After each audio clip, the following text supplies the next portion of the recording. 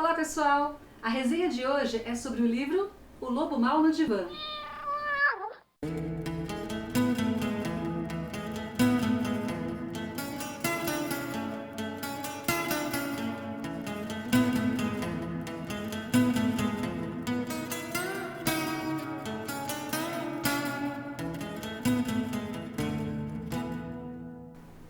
Bom, esse livro, O Lobo Mau no Divã, foi escrito pela jornalista Laura James. É um livro para quem gosta de psicologia. Se você gosta de psicologia, gosta dos temas ligados ao estudo da mente humana, esse é um livro leve, fácil e bem divertido de ler. A autora Laura James não é psicóloga e nem psiquiatra, ela é jornalista. E como foi que ela teve a ideia de escrever esse livro? Ela sempre gostou muito de psicologia, sempre leu muito e sempre pesquisou bastante sobre o assunto. Quando ela teve filhos e voltou a revisitar aquelas historinhas infantis, ela começou a perceber que a maioria dos personagens das histórias tinham algum tipo de distúrbio, tinham um comportamento meio estranho, e daí ela teve a ideia de escrever esse livro, que é o quê? É um livro que examina como os nossos personagens preferidos da infância têm distúrbios de comportamento ou até doenças mentais mais graves.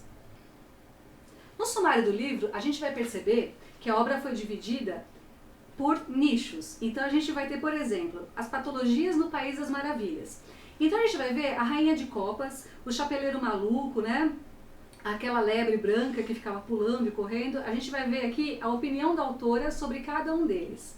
Só que assim, o livro não é técnico, não é um livro pesado, aqueles livros de psiquiatria que você lê assim, você fala, nossa, não há futuro para a humanidade. É um livro bem leve, foi escrito de maneira bem divertida.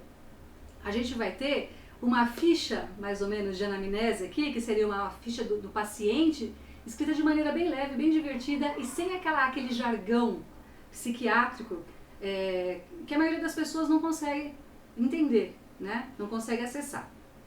Então esse livro foi escrito mesmo para leigos que se interessam por psicologia. Temos lá primeiro, né, que eu estava falando, as patologias do País das Maravilhas, depois a gente vai ter do Bosque dos 100 Acres, Na Terra do Nunca, as patologias em Oz, que foi um dos que eu mais gostei, o capítulo que eu mais gostei aqui, para falar a verdade, que eu gosto muito do filme, né, do Mágico de Oz, e depois aqui eu vou ter outros personagens tirados de várias histórias aleatórias. Qual é a função dos contos de fadas? Os contos de fadas mostram para as crianças, de uma maneira bem lúdica, comportamentos que seriam adequados. Então você pode ver que todo conto de fada, toda fábula, tem uma moralzinha da história, né? Então, por exemplo, do Lobo Mau, o que aconteceu com ele? A Chapeuzinho Vermelho foi sequestrada pelo lobo, por quê? Porque ela entrou sozinha na floresta à noite, porque ela conversou com um estranho, ela confiou num estranho, então tem várias coisas, né? Que uma criança pode aprender com os contos de fadas. E eles dão exemplos de comportamento, exemplos de como a gente deve ser, sempre o herói vence, o bem vence o mal, tem todas essas histórias. Então, esse tipo de gênero para crianças é o mais indicado até hoje. As crianças adoram historinhas e é um jeito que você tem de passar valores para elas. Daí, folheando o livro, a gente vai ver aqui sobre cada personagem, né? O distúrbio que cada personagem supostamente teria. Então, por exemplo, aqui o Mágico de Oz, transtorno de personalidade narcisista. Por quê? Vocês lembram da história do Mágico de Oz? Que ele era um homem pequenininho, mirradinho, e ele fazia vozes, ele assustava as pessoas como se ele fosse poderosíssimo, e não era nada disso. Olha eu dando spoiler aqui do Mágico de Oz, quem não me assistiu que me desculpe, viu?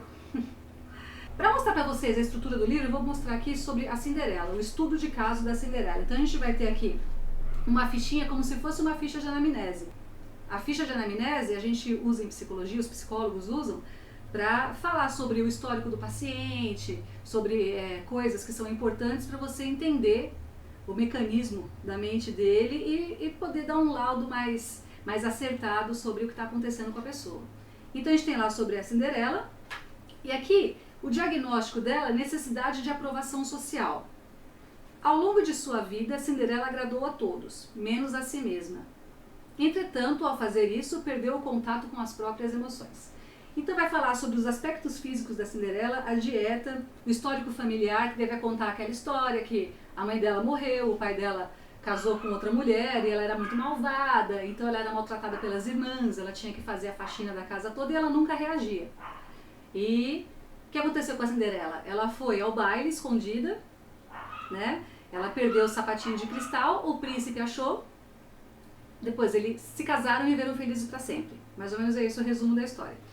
Daí vai ter aqui umas observações sobre a paciente que vai contar essa fábula e vai dando observações de, por exemplo, a Cinderela nunca reagia, ela era humilhada, ela era pisada em casa, ela era a faxineira da casa, ela não reagia, ela não esboçava a menor reação, e isso é típico das pessoas que têm esse tipo de distúrbio.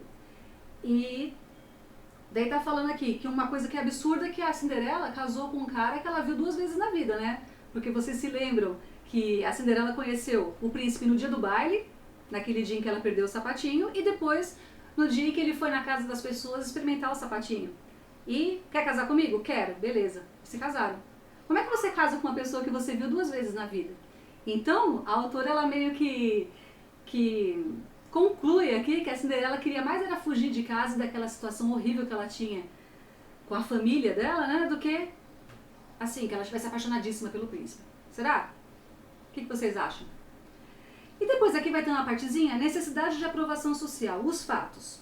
Então vai falar, daí sim vai explicar, de acordo com a psicologia, o que é aquele distúrbio, o que é, né, essa dificuldade. Vai falar sobre o tratamento, quais são os tratamentos mais indicados. E o que eu achei mais interessante é que aqui no final, ó, como reconhecer alguém que precisa de aprovação social.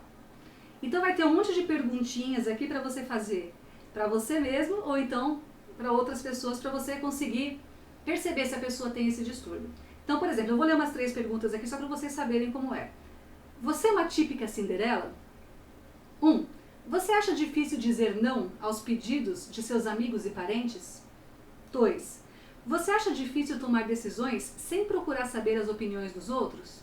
Ou seja, você sempre tem que pedir a aprovação dos outros, fala assim, o que você acha, fulano?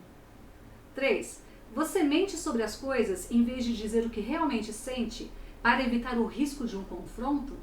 Ou seja, você tem medo de treta? Bom, daí tem as outras perguntas aqui também. E todos os capítulos são estruturados dessa forma. Cada personagem é ligado a um distúrbio. Tem todas essas explicações aqui. E assim, é claro, né, gente? Deixa eu já fazer um parêntese aqui. É lógico que esse livro é um livro de entretenimento, não é um livro técnico e você não vai sair dando laudo de ninguém, né? Então, assim, é claro que para a pessoa ter um laudo correto, ela tem que ir ao psicólogo ou ao psiquiatra, porque são os profissionais adequados para fazer esse tipo de trabalho. Então, não vamos confundir as coisas. Esse livro aqui é só para entretenimento e informação. Esse livro não forma ninguém e não vai sair pela rua aí falando você é isso, você é aquilo outro, né? Ou então encanar, tipo, eu sou esquizofrênico, sei lá, alguma coisa assim. O Lobo Mau. O Lobo Mau é muito famoso, tanto que ele é até a capa do livro. Então, o Lobo Mau, ele é psicopata, ele tem a psicopatia. A inabilidade do Lobo Mau em seguir regras ou em tolerar aborrecimentos, ao lado de uma total ausência de empatia, traz consequências desastrosas. Então, o Lobo Mau, a gente nem precisa explicar a história dele. Ele fez uma matança na historinha, certo? Ele matou um monte de gente e quase conseguiu matar Chapeuzinho também, se não fosse o caçador chegar. Então, o Lobo Mau, logicamente, é um psicopata. A gente não precisa nem comentar a história dele. E por último, tem uma história aqui que eu gosto um pouco, que é a história da Poliana. Você se lembra da Poliana? Aquela menina que fazia o jogo do contente e ela era muito pobrezinha, ela sofria muito. Acho que vou até fazer a resenha desse livro aqui pra vocês. E ela tinha a mania de ver o lado bom de todas as coisas. Então isso se chamava o jogo do contente. Então assim, ela estava toda ferrada na vida, tudo dava errado, mas ela conseguia ver uma coisa boa naquilo. E aqui no livro a autora diz, né, que é a negação, né? Que a negação inclusive é um mecanismo de defesa, que a gente estudou lá em Freud. Então, tudo que acontece a Poliana é encarado de modo positivo. Daí ela questiona sobre isso. E sobre a negação, assim, né, a negação, quando você está sofrendo, quando você está triste, você não quer aceitar aquilo e fica mascarando, é patológico. Mas eu acho que ver o lado bom das coisas não é uma coisa tão ruim assim, né? Você ressignificar os acontecimentos, tentar tirar o ensinamento do que te acontece, não é uma coisa tão negativa. Bom, então eu só tenho coisas boas para falar desse livrinho, me diverti muito lendo, é uma leitura leve que dá para você fazer assim rapidinho, não é um livro pesado, um livro chato, não tem nada de enfadonho nesse livro, e mesmo quem nunca leu nada sobre psicologia vai conseguir entender. Essa é a resenha de hoje, espero que vocês gostem. Por favor, se vocês gostarem, dê um joinha, se inscrevam no canal, um beijo e até a a próxima!